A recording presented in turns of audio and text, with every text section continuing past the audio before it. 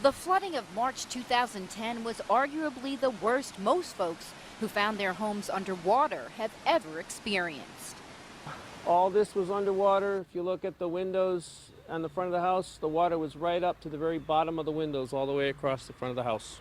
Carl Miles lives right next to Hunts Brook and the Bloomingdale Road culvert, which couldn't handle the flow of water that day. Yeah, we think about it every time it rains a lot. Miles may be most affected by any flooding, but it's one of his neighbors who is filing suit against the town and DEEP, demanding something be done. Do you think that will help get you guys answers? I would think. I mean, the numbers are, I don't think they're defensible.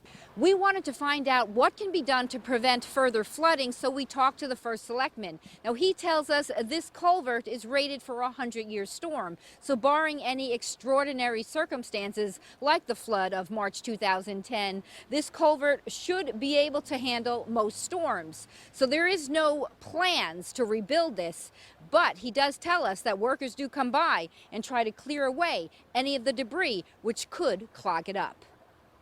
Miles had hoped this culvert would have been replaced when the bridge was rebuilt. He says another one further up on Miller's Pond was.